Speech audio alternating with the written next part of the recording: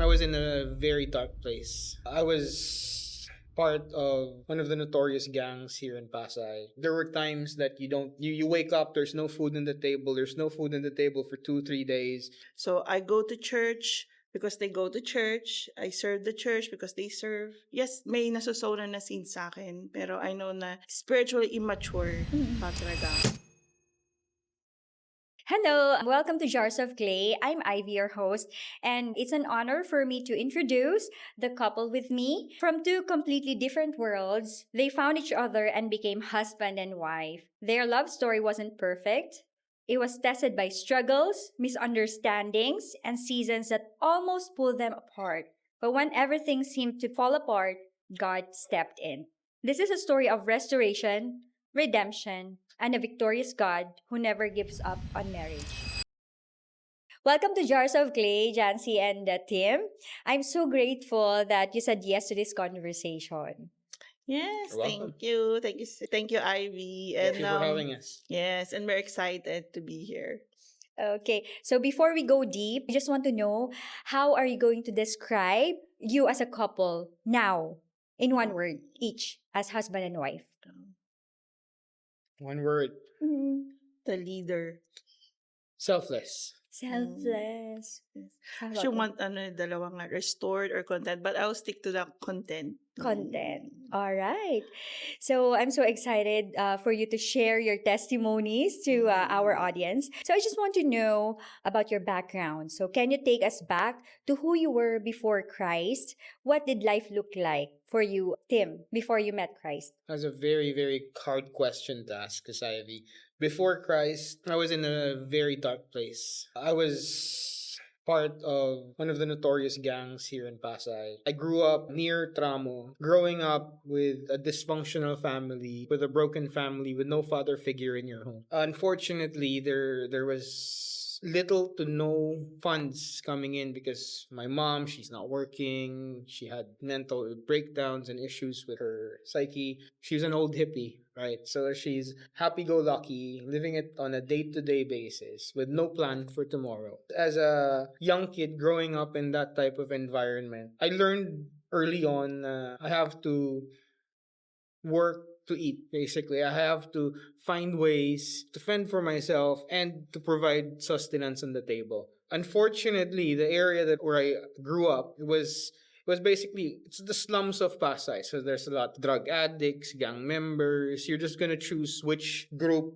you're gonna go with. The closest people who I encountered growing up were basically the gang members on the street corners. Those were the drug dealers in Pasay. So learning the trade that they were doing as a young kid, you also learn to follow the footsteps of the people that you're with. Kumbaga sabi nga sa Bible, diba? Tell me who your friends are and I will tell you who you are. So those were the type of friends that I had. Those were the type of people I looked up to growing up as a young kid in the streets of Pasay. So who was I before Christ? Thought I was in a dark place, very messed up. I didn't even know if I'd live to see, the next year Or the next day? or the next day, right? Because as part of the gangs, you have gang wars, you have riots, you have rambles. All of a sudden, there's gonna be like two cars pulling up on your street, people pulling out guns and knives, hunting you guys down. As a small kid with that gang, you don't even know why did it all start? Why are they running after me with knives? Right? So that was me before Christ. So Grabe. Kinikilabutan ako, team, habang nagkukwento ka. Parang grabe yung pinagdaanan mo nung bata ka. I just want to know, what drew you into that lifestyle? You mentioned a while ago na talagang lumaki ka sa ganung environment. What drew you more sa ganung lifestyle? Was it survival? Na-mention mo din kanina na you're doing it for food. So I believe that it's for survival. But dumating ba sa time na it is already for your identity or belonging or something else? I can say it's both. So at the start, it would be for survival. You need sustenance, you need funds, you need this and that to provide for your family, right? My immediate family, unfortunately, wasn't functioning properly. There were times that you wake up, there's no food on the table. There's no food on the table for 2-3 days. Now you're gonna have to be resourceful. Now you're come the time that when you are with a gang, people look at you differently. People interact with you differently. There's a certain level of respect that you get on the streets when they know that you are affiliated with people that they are afraid of, right? So became my identity as gang member, that if any of my friends had people that they are wanting to beat up or they're wanting to do stuff to, they call me. They go to my house, we make a plan, we execute the plan, and then we come running all the way home, hiding from the barangay or the police that are running after us. So those are very, very dark times. I have all the battle scars to prove it. This is cut. I have scars here. I have dozens of tahe. I've been in and out of the hospital just because of, stupid stuff that we've been doing when we were young. So to answer your question, yes, it was part of survival, and it also was part of being Becomes me. your identity. It became my identity as a person. Wow. So now it's your turn, Jancy. So can you please tell us about how you grew up in a Christian household? What was faith looks like for you growing up? Was it like something personal, or was it something you inherited? I think it's more of, you inherit at first, but it's more also family-led faith. And I grew up in a Christian home. Yung father ko yung unang naging Christian through my aunt, and everyone else followed. And at that time, hindi pa ganun ka-intimate yung personal relationship ko kay Lord. So kasi bata pa ako. So I go to church because they go to church. I serve the church because they serve. Yes, may nasusolan na seed sa akin, pero I know na spiritually immature pa talaga ako. Even yung as I grew up, spiritually immature pa rin. Hindi pa ganun ka-deep dive yung pangunawa ko sa word ni Lord. Although marami ng, yung mga verses na I think it was already written in my heart. Yung talagang nasa ulado ko na. Kasi nakapaskil siya sa church namin, and also naririnig ko consistently sa magulang and also sa mga pastors, the people around us, yung talagang John 3:16, diba? I mean, everyone knows that. And also to obey your parents, so it will go well with you. Pero yung pinaka-context na si Jesus Christ, our Savior, and how yung grace niya, totally hindi ko pa siya naintindihan noon when I was growing up. So, fast forward, Jancy. So, eto na yung pinakakaabangan nating lahat. So, when your paths crossed, did you already sense how different your worlds were? Yes, I sensed na I met her at work. She was this beautiful girl Teka lang. who had good manners. Kasi you meet a lot of people in life na yes, they're pretty, yes, they're attractive, but when you talk to them, all the attraction just flies out the window. When I met Jancy, she was beauty with brains and has principles in life na parang she's different, na parang there's something to her na I want to know more. I want to know why. So I met her family, and I realized na this is ganun pala yon, na sa family na buo, Christ-centered family. It radiates It radiates outward to the children, to the next generation, and I saw that difference in her. So siguro a little bit of context din na you meet a lot of people in life, day in and day out. Pero when you find something special, you will know that it is special immediately. Na parang, this is different, this is fragile, this is something I need to take care of. Ang haba ng hair mo. Ang nga eh. Naapakan ko na sis yung hair mo. Alright, so next question would be, what were your fears about each other at that time? So nagkaroon ba kayo ng, since magkaiba kayo ng mundo, parang nagkaroon ba kayo ng, parang natakot sa heart na parang yung with regards sa future or about each other, or nagkaroon ba kayo ng fear? At first, yung fear na siguro, kasi knowing his background, first hindi naman ako nag-judge. I mean, like, hindi ko tinignan yon sa totoo lang. It's not a big deal sa akin. Noong una, parang mysterious siya, gano'n. Pero, at the time, sabi ko sa kanya, kasi yung magulang ko gusto nila manligaw sa bahay, so you need to go sa bahay, gano'n. Siguro yung fear of, at first, yung baka hindi siya ma-accept. Siyempre, as a magulang, gusto yung best sa anak mo, di ba? Yes. And knowing na he comes from a dysfunctional family. Pero by the grace of God, yung fear lang for my family that might not be good enough. might not be good enough, ganon. Pero, syempre, grace be God, yung family ko naman, sasabihin lang nila, yan ang pinili mo, although may advice pa rin sila sa'yo, Mm. diba? Pero yung sa atin pa rin yung masusunod, Mm. lalo na kapag blinded tayo by human love. Human love. Right? Yeah. Yun.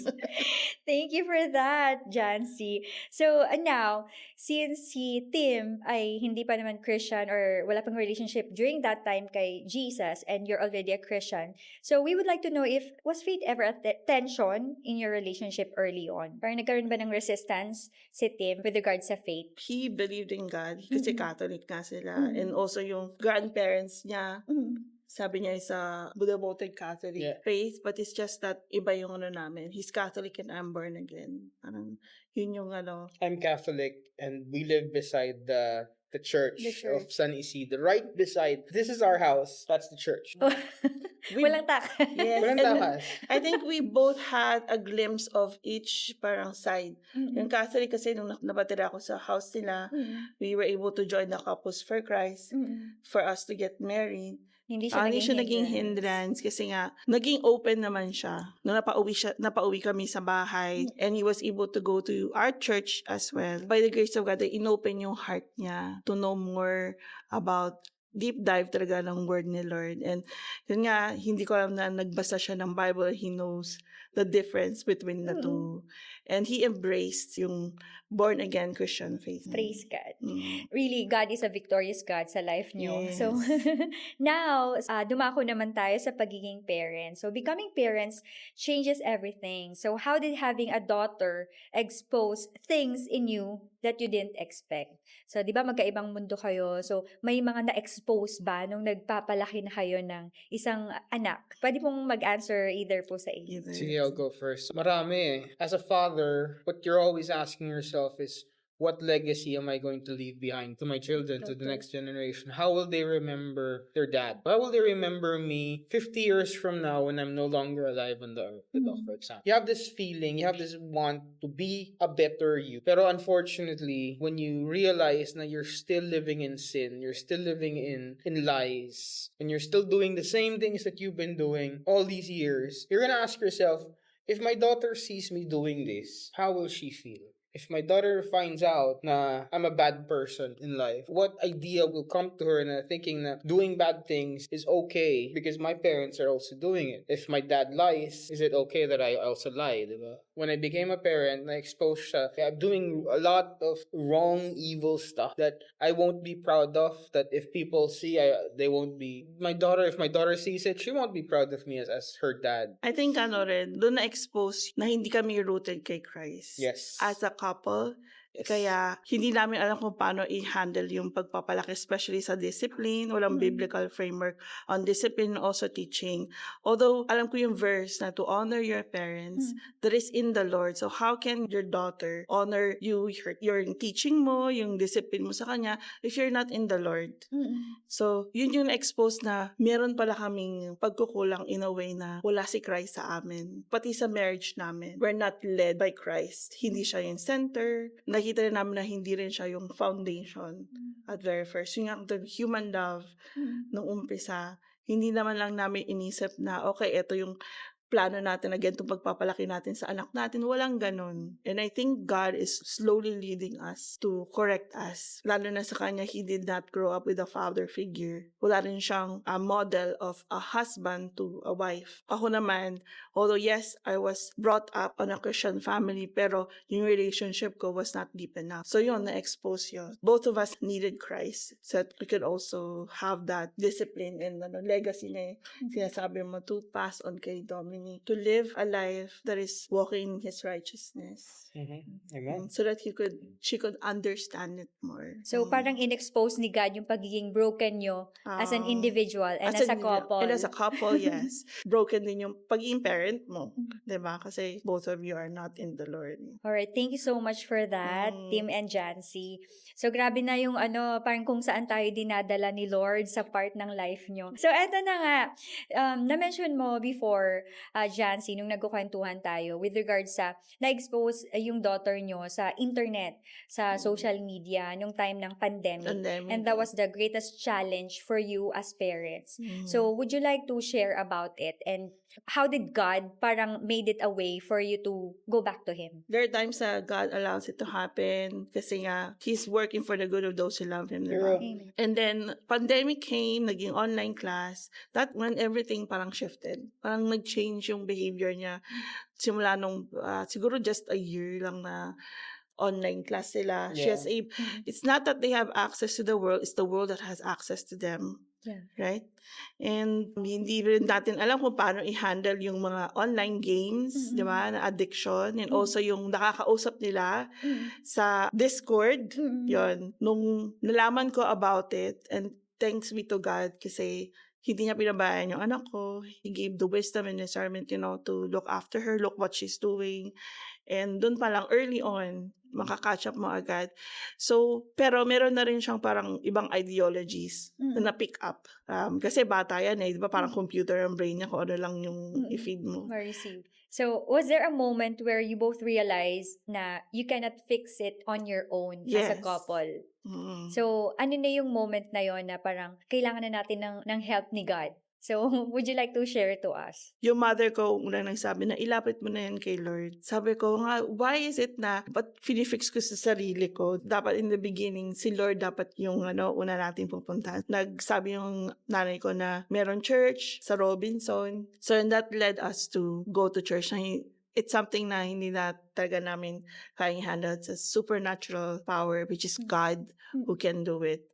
But little did we know, it's a way na yun pala kami, we also needed healing. Na it's not just that we are leading her to God, but us as being family. So, ayun, Jancy, I would like to parang clarify lang. Before mangyari yon, kayo ba as a couple, parang meron na kayong unity or Di ba? Unity. What is that before? Before- we never have, but before Christ, We never thought about that. we didn't have any unity. It was more of selfishness na At first, in thinking love na about- in love tayo, Yeah, I Come mean, when we got that's married. given. Within the first few months, you love each other. You're like so sweet. Uh-huh. Diba? And then after a time na you learn her mannerisms, her attitudes na that make you tick, that push your buttons, right?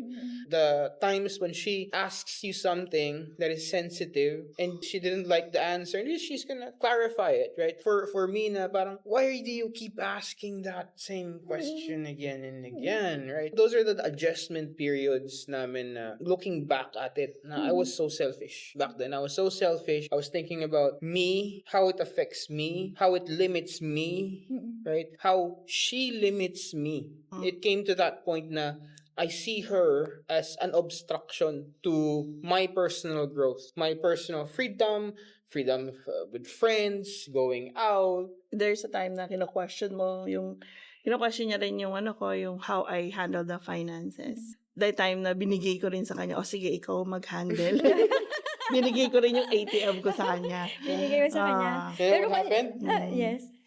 Nasira ang budget namin. Nasira. Nasira. Yun. Pero siya sis, kung siya mabilis siya mag-snap sa'yo dati, ikaw ba, mahaba yung patience mo na kay Tim? Hindi. Bilis? Kasi Hindi. talaga yung parang simula nung nagka-daughter na kami, nag-shift din yung perspective ko sa buhay. Dati nakala ko, kung kami lang together, okay lang sa akin yung simpleng buhay, diba? Pero when your daughter came in, when you have a child, iba na. Parang gusto mo maganda na yung future. Meron ka na rin expectation sa husband mo. And then, nako-compare ko talaga siya. Nako-compare ko siya sa father ko, nako-compare ko siya kani-kanino. Then, kala mong may contentment nung una, di ba? Okay lang sa akin, simple. Pero hindi. Hindi pala. Especially when it comes to faith. Doon na bumungad sa akin na husband needs to love his wife as Jesus loves the church. And the wife needs to submit. Nahirapan ako dun sa submission part. How can I submit to this person who doesn't even know how to lead? Ganon. So yun yung Realization mo. realization ko. Na-realize ko na there's more to it. Hindi kami talaga united. Hindi We're not united. equally yoked. And yung growth namin is magkaiba. Iba yung perspective ko, doon na nagiging evident yung differences namin. Yun, ni-reveal na talaga ni Lord. Oo. So, would you like to share also na nakwento nyo sa akin before nung on the way tayo na there were times na tulad din ng mga other couples na parang gusto nyo na maghiwalay. So, Oh, what yeah. was the funniest thing naman na mga reasons kung bakit Yun nga. kayo maghihiwalay? Yun nga, small things. na How pe- small, mommy? How Oo. small? How Very small? small. The very small yung sinulid nga. Hindi ko siya nabili ng sinulid. At karayo. And, Sinulid at karayo. Tapos naging ano rin ako, yung, syempre, maikli yung pasensya namin talaga sa isa't isa na parang big deal na agad. Buntik na kami maghiwalay nun. Doon siguro, yung paghihiwalay din namin nun, nagkaroon kami ng parang reflection ba sa isa't isa. Mhm. Or as an individual, siya nagkaroon ng reflection. Tapos ako rin nagkaroon na I shouldn't be parang controlling, ganon. Pero more of more of hindi talaga kami spiritually grounded. Wala si Christ sa buhay namin. Mhm, That's why mhm. para kaming aso at pusa. Magulo talaga kaming dalawa. So, sobrang chaotic pala talaga nung Chaotic, yes. nung marriage nyo din, and kailangan din palakihin yung anak ng nasa tama, pero hindi siya magawa kasi yung foundation is hindi rin ganun ka Yes. strong, hindi maayos, kumbaga. So, right now, eto na yung pinaka-highlight. So, paano naman kayo sinave ni Jesus as a family? Siguro I'd say it's in all aspects eh. He changed me as a person. Kasi before Christ, I was full of hate, rage.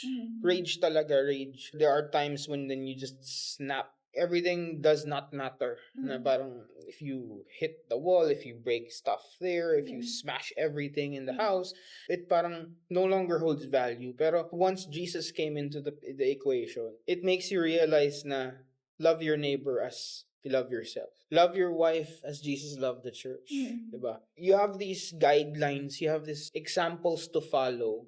And then when you do it, the fruits of it, you also experience it. Eh. So if you love your wife the way Jesus loved the church, your wife will definitely love you back. And she will have Submit more to you. patience. She will submit to you. As a husband, as a father, that's all you're looking for. You're looking for a wife that is trustworthy, who is going to lead the family even if you're not looking. She will do the right thing even if no one is looking. So, siyempre, it all has to do with Jesus. Kasi we have to die from ourselves. Diba? And yun ngayon na mas nag-impress sa akin na pag kami aso't pusa, syempre ipipilit ko yung gusto niya, ipipilit ko yung gusto ko. So nandun may pride, maraming in-expose si Lord na shortcomings and also yung what's wrong with us. We're broken. I cannot fix him, he cannot fix me. We both need fixing, but it's not us who's gonna fix each other, but it's Christ. And we need to die from ourselves. Die from our pride. Before na akala mo na parang sa sarili mo lang, one flesh na kayo. Pag one flesh na kayo, it's like a burial and resurrection. You're burying your old self to exist something that is one flesh, yung bago na. Yun. And that is living in Christ Jesus. Sure, if I can add to that, yung one flesh, yung die from yourself, Mhm. meaning the Well, personality who you used to be, it's you need not. to leave it. Eh. You need to iwanan mo. You have to change. You have to accept change. You have to be willing to be corrected. And then you have to practice it. Eh. You have to have the will to practice it. Because yes, you want to change. Everybody has the will to be better. Pero come the distractions, come all of the worldly things that will divert you left and right. Barkada, drug, illegal activities, parties, babae. You have to really, really have discernment na no, you have to be strong-willed. To follow Christ is to be even stronger than what I used to be as a gang member na A life full of surrender. Kay yes. Lord. You basically just Surrender everything everything. to Christ na Lord, may your will be done, diba? Parang it's hard for me to do this, Lord. It's hard for me to say no, but I'm going to say no. In the power of God, Jesus Christ, help me, diba? Give me take me away from this, Lord. Take this cup from me. I will not drink, diba? Parang yun yung to die from yourself and to be a new creation. Once you die from yourself, then you now see the bigger picture na parang you're no longer blinded by selfishness. You're no longer blinded by pride, by rage, diba? All of those things that was holding you back, holding you down to the world, no longer has power over you na once you become a new creation through Christ. Who is Then- in you is greater than the world. And then through you can now radiate the love that you feel that you get from the Father. It now radiates from you to the people around you. Tama ba? And also, a life of surrender means you leave it up to God. You're not in control kasi He's the only one sovereign. It's like you're driving blind. But God, bahala ka na. And a blind cannot lead a blind a man, blind diba? Yes. That's why we need Christ in us. And prayers. Prayers. To pray kay Lord. Kasi nga, He hears. And you have to die from yourself. You have to be humble. Because it's true that the Lord, to those who have a humble heart, the Lord delights in the desires ng puso hearts. natin. Siya lang yung in control. Siya lang yung makakagawa ng lahat. Nothing is impossible sa Kanya. And also, He hears us. And He cares. I believe that now you're a better mom, you're a better dad, you're a better husband and wife. Yeah, To each still, other. still work in Work in progress. progress. Improving. By the grace of God. By the grace of God, yes. And you, Tim and Jancy, I just want to know also, para mapakinggan din ng audience natin, kung papaano nyo nadala yung daughter nyo sa church and ano na yung change and meron ba siya na-mention sa inyo na talagang na-impress sa heart niya nung dinala nyo siya sa church? Mami. Ayun, nung dinala namin sa church, of course, community is very important, di ba? Yes. Community is designed by God and we need each other as a community to encourage one another. And also, isa rin yung way for God to speak to us through our sisters and brothers in spirit. Yung wisdom niya sa pinapadaan doon. When you surround yourself with a community that is rooted in Christ, andun yung spirit na, yung Holy Spirit talagang in fire within you. And nasi-share mo siya sa family mo. When we took Dominic there sa Victory, syempre, nag-enter na siya sa youth Youth camp. And then, nagkaroon ng mga sessions, ganon, confessions, and also yung may mga speaker about telling about yung sa identity, what's going on in the world, ganon, na ma-realize niya na kung ano yung mga mali, kung ano yung mga hindi ino-honor, it's not honoring to God, yun. And ang pinaka na-impress ko sa kanya is that the Creator is the only one who can define its creation. Amen. Yes, and yun yung unang pagkagaling niya doon sa youth camp, yun yung sinabi niya sa amin. Sabi niya, Ma'am, umiyak pa nga daw siya noon na yun nga, the Creator is the only one who can define its creation. Sabi ko, that's true, anak. He's the Creator of heaven and earth. And you know what? Ano siya? He loves you and He cares for you. He died on the cross for you. Grabe. Kinikalabutan ako, Jancy, habang nagkukwento ka about it. God really loves His children, di ba? And sabi nga sa Bible, no one and nothing can separate us from the love of God. Yes. And nakakatuwa din yung parenting style nyo kasi 'di ba ngayon sa mundo, if we are not going to lead our children to Jesus, the world will lead them away from Jesus. Hindi tayo pwede yung way ng discipline natin and way of teaching. Kasi sabi nga, di ba, teach them diligently. Whether you eat, Or you drink, sleep, di ba? The way of the Lord. Yes. Hindi yung way natin. And the more lang na magpupull away sila. Pero if you teach them about God, na yung biblical framework of teaching and discipline, na reference mo is the Word of God, it's gonna be imprinted in the tablet of their hearts. Yes.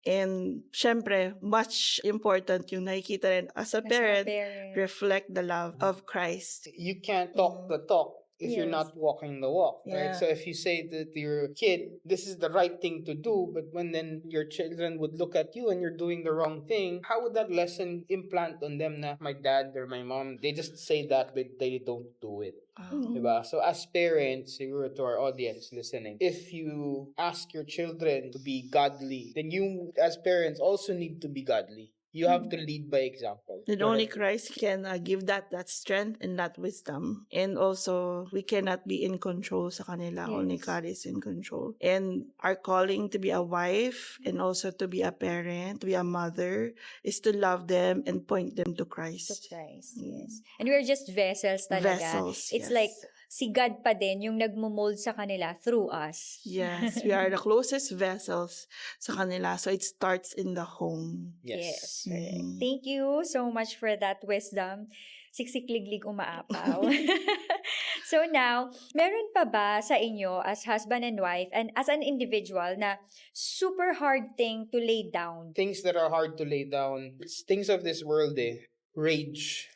Sometimes, you have this periods or these situations that will just really, really, really annoy you. There's still a glimpse and slither in there. And I can feel it coming out every now and then. Mainitin ang ulo ko. Very rare mainitin ang ulo ko. Unfortunately, I'm still cutting down on vaping. I'm no longer drinking. Praise God. Ano ba? No drugs. No illegal activities. No more No gang barkadas. affiliations. I'm happy to say na, when was the last time I was think he with him? only goes there. He actually goes there to share. To share the gospel. Yes, and that's a big na nakitang work ni Lord sa kanya. Sabi ko, I think Lord, you have a purpose sa husband ko, and I think it's really bigger than him. Yung nangyari sa buhay niya is not an accident. You have a purpose. But God works His goodness to those who love Him, diba? Yes. And also, sabi rin ni Lord, if you delight yourself in me, I will give you the desires Of your heart. And if we pray with humility nga, He listens to you, lalo na kapag align sa will Yes. ni Lord. Yes, amen. Kailangan align sa will ni Lord. It's not about your selfish, not to glorify yourself, of course, but the glory is all sa Kanya. So, hindi talaga natin kaya yung change on our own. Hindi talaga natin Yes. kayang baguhin yung sarili natin on our own. It's just by the grace of God. Yes. Yes. Kailangan may transformation. And nagre-reflect sa buhay natin. Of course, our works is not the means of our salvation. It's just the Yes. result of our salvation. We're now Correct. living in Christ. Amen. So yun, Jancy and Tim, right now, what did surrender look like? Not just believing, but trusting God with your family. What surrender looks like and feels like to me, it's the opposite of what you'd imagine. When you talk about the word surrender, it's like you're giving up something. You're stopping whatever you're doing, right? Pero when you ask the question, what does surrender look like feel like, for me and my family, it's basically peace of mind. Once you surrender to God, parang, Lord, ikaw nang bahala sa finances ko. Lord, ikaw nang bahala sa later or sa tomorrow. Lord, may gagawin kami mamaya. Ikaw nang bahala dyan, Lord. Because you know everything. You know every hair on my head. You know how many grains of sand there are in the desert. Na. If it's your will, let it be done. Diba? Parang, bring me where you want to bring me. Lead me. It's your will. I'm your tool. I will follow you, Lord. Na parang, you no longer have all of this anxiousness na makapagbayad ba kami ng bills next month? Diba? Na makapagbayad ka ba ng rent mo, ng bahay, ng sasakyan, ng lupa, ng all of those worries. You just surrender it to God. Na parang, Lord, if it's your will, then let it happen. Diba? If it's not for us, then it's not for us. Pero we will still be happy. We will still be peaceful. We will still be content. And you do not depend on your own understanding. Yeah. Hindi talaga, Sis Ivy. Kasi if you're asking if I depend upon my own understanding, no. I'm a high school undergraduate. I only finished first year high school, so I really don't depend on myself. I can do it. I'm knowledgeable. No, I'm not knowledgeable. I am just letting it all to God. With that mindset, giving it up to the Lord na parang, Lord, bahala ka na. I surrender this part of my life to you. Lo and behold, 20 years later, I'm right here. I'm able to provide for my family, put food on the table, treat my daughter and my wife. Something small na, every now and then, you can go out. Hindi naman tayo kinapos, mami, di ba? There are times na may struggles. May struggles na naman. May struggles, Financially. financial. Pero, hindi grabe. Hindi grabe yung struggles. When you're lifting it up to God, it's like, And even if there's this peace that transcends all understanding. When you leave it to God, na alam mo na He will provide for. Amen. And alam mo na lahat naman sa Kanya nanggagaling. Sabi ko nga, let's not act as if we're broke because we have a rich dad. Yes, we He's have the a rich creator dad. of heaven and earth. Surrender for me looks like dying to myself and be prayerful and be grateful sa lahat kahit anong season pa ng life namin as a couple. And also just let God lead us to any places, any situation. But as long as kasama-sama namin siya, will be enough. Yeah, He's sufficient, guys. Jesus is sufficient. Amen. So yun, Jancy, nakakatawa talaga yung mga realization nyo and yung changes na ginawa ni Jesus sa life nyo. And now, we just want to know, ano yung pinakamalaking change na nagawa ni Jesus sa life nyo as a family, sa home nyo? Mas better na ba siya compared before? Dati noon, we don't start with prayers. Siguro ang prayer namin would be kapag naalala lang. But no, like, put God first in everything. Even when you eat, the first thing when you wake up, before ka mag-CR or mag-grab yung phone, di ba? Other times, minsan, kapag yung malilate na sa school yung anak mo, di ba? Ay, hingi ako, Lord, sorry. Lord, thank you po. Ganon. It's more on putting Him first in everything. Kasi if you put Him first and you leave everything to Him, surrender nga, di ba? Although, yes, may struggle, pero He will not abandon you, will not forsaken you. Nandun siya, kasama-sama siya through that struggle, di ba? Whatever challenges that we will face on that day, we know na He's always guiding us, He's always leading us, and He's always transforming us at the same time, transforming our heart.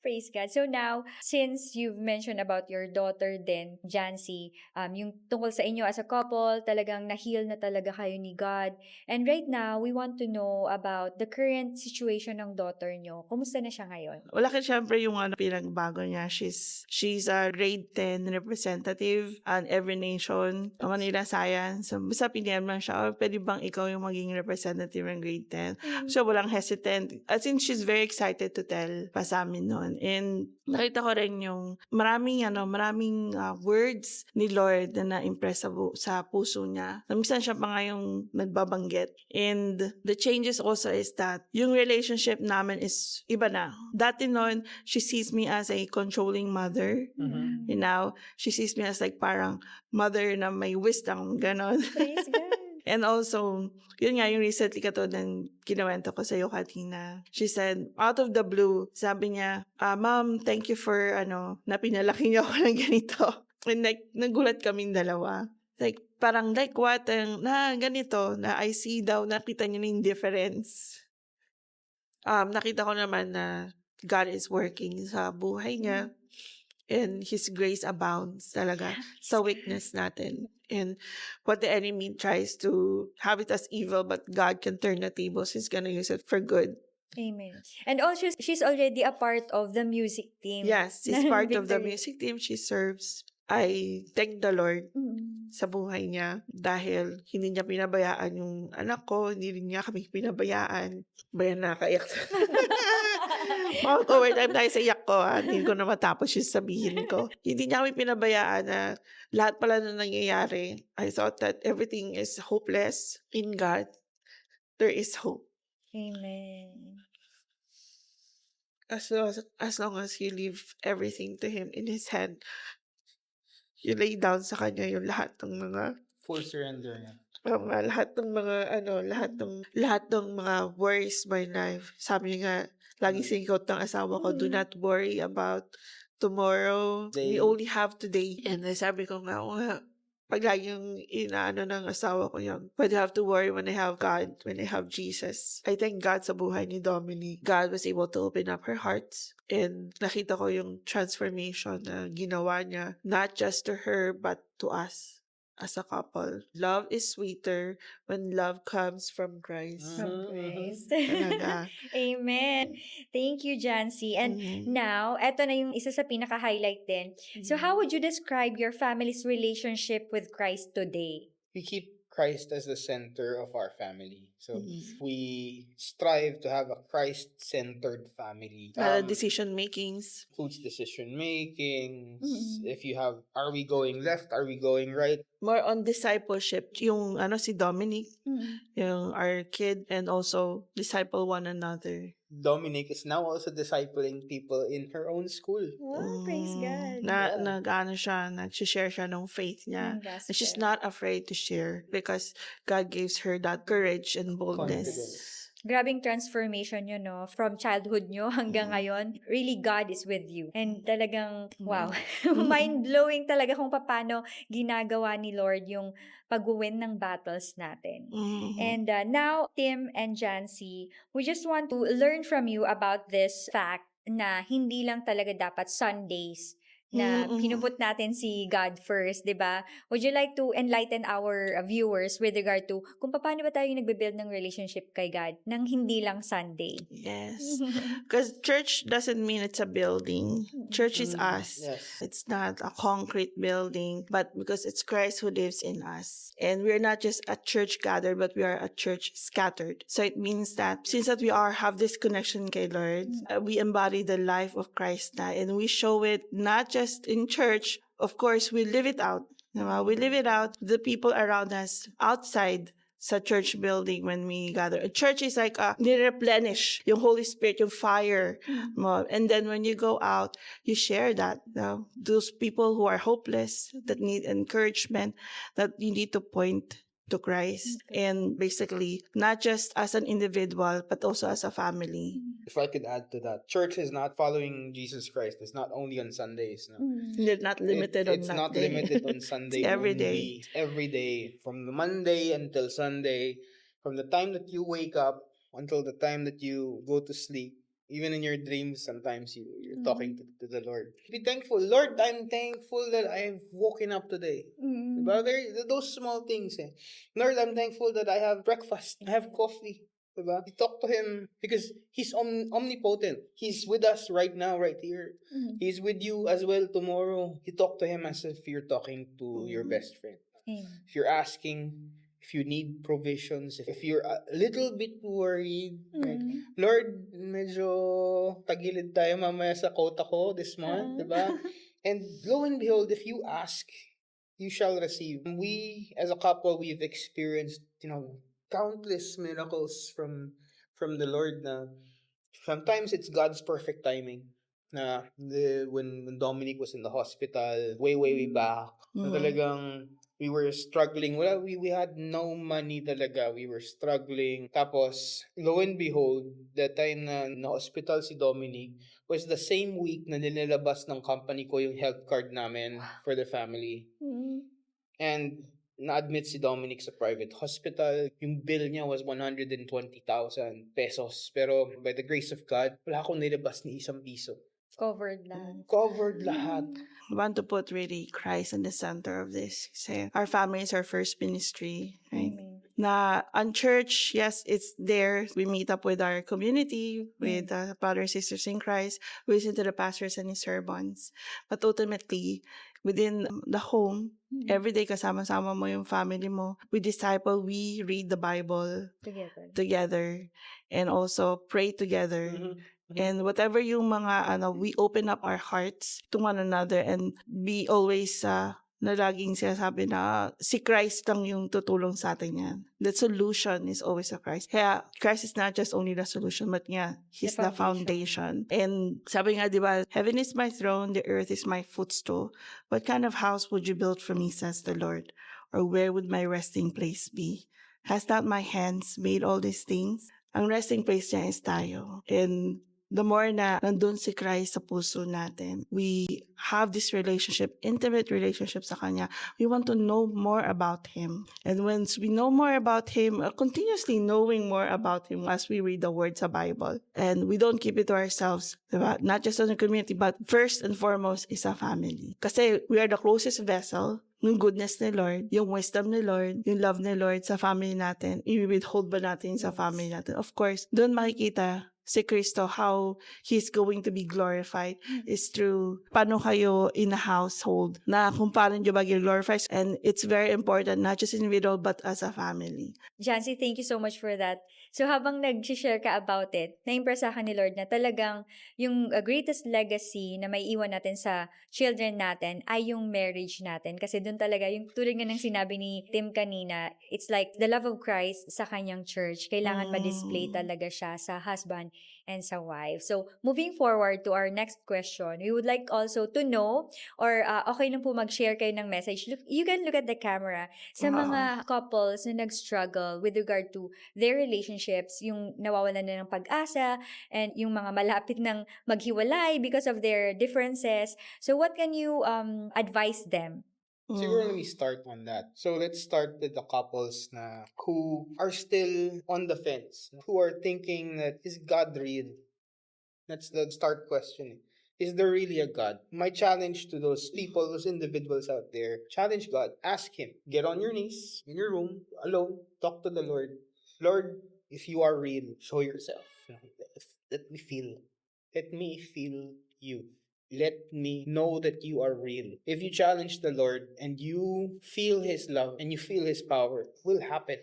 I've done this in the past before. And my gosh, I was struck. Talagang God is real. You'll know in your heart that there is a God. So let's start there. If you are struggling, thinking that there's no God, there is a God, there's challenge the Lord. Diba?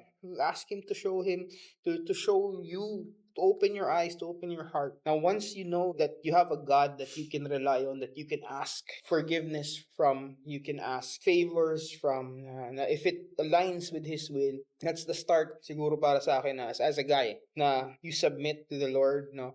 If you are struggling in your marriage, in your family, it needs to start from you as the leaders of the family. No? Once your wife sees na you as the head of the family, doing your best, kahit na you're only providing, let's say you're only providing 100 pesos per day, pero if your wife sees that you're doing your bestest best, she will follow. So, same thing sa mga couples naman that are struggling, fighting, go back to the main reason why did you love your wife at the start.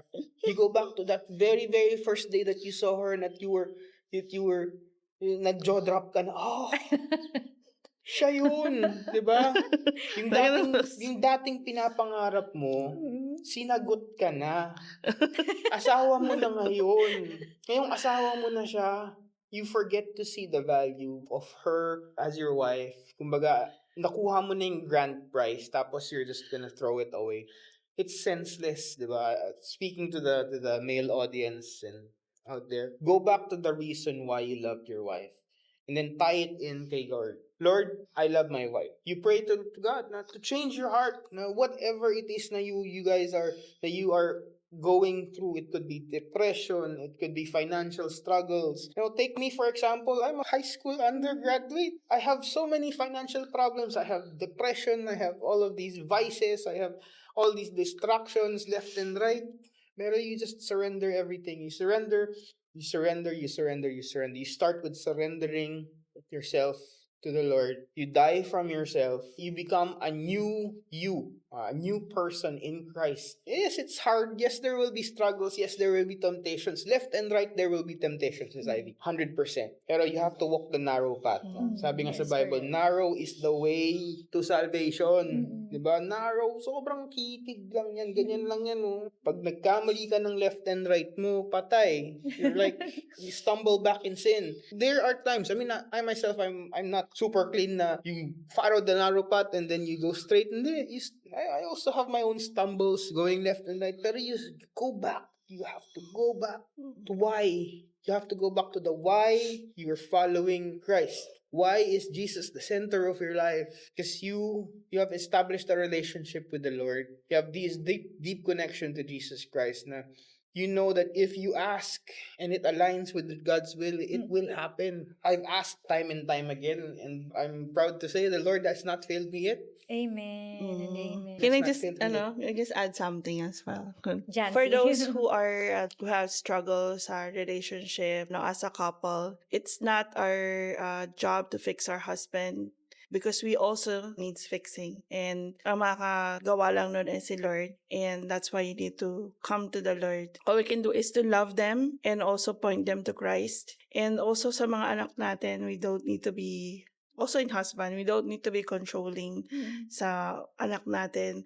Especially sa mga things of this world, it's not really important because the security is not on the things of this world. The security is them, their relationship kay Lord, that they are rooted in Christ. Ano yung security na even if we're not around anymore, that they're not gonna go to the world, but they're gonna go to the Word of God. They're gonna go to Christ alone. And sabi nga, teach them the way they should go. And even when they're old, they're not gonna depart from it.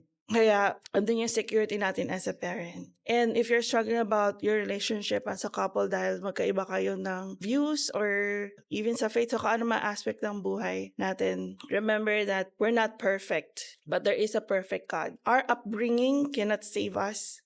Even yung survival Mhm. cannot save us. But a life full of surrender kay Christ, could save us, save our relationship, and save our marriage and our family. You So know? while talking to the audience, siguro, I'd plug this out there. If you guys are struggling in depression, this message would be for the husband. If you are struggling, you need help, feel free, reach out. Let's have a talk, Facebook, face to face. I'll help you with your journey to Christ, to learn your real purpose, how Christ can change your marriage, how he can make something broken into something perfect. Thank you so much for that. I know na talagang grabe yung wisdom na nakuha ng audience natin, ng viewers natin with regard to your personal experiences as well as your life as a couple and as parents din. And eto lang, may isa lang na very short na pwede nating i-share din sa audience natin. Like na-mention natin kanina, yung mga nag-struggle na couples. Sobrang nakakatawa to. If someone feels like their family is too broken for God to fix, what is one truth that they can hold on to? Yung katulad ng sinabi ko kanina, there's no strong family, there's no perfect family, but there is a perfect God. Perfect God, yes. Yun. That could heal us, heal our brokenness, and who cares for us. And right now, we are going to proceed to the last part of our talk show. If you could sum up your family's testimony in one sentence, what would it be? Ikaw muna, Dad. You're One sentence. How long is the sentence? Ikaw, Like, sentence mo, 3 dami. words. 3 words na lang. Siguro parang tulad kay Mayor, is put God Put first. God first and everything And everything else shall will be be added added unto unto you. Thank you so much again, Tim and Jancy. Thank My you pleasure. for having us. Thank you for having us, sis. Yes. And see you again next episode. And God bless you all. Bye. Bye.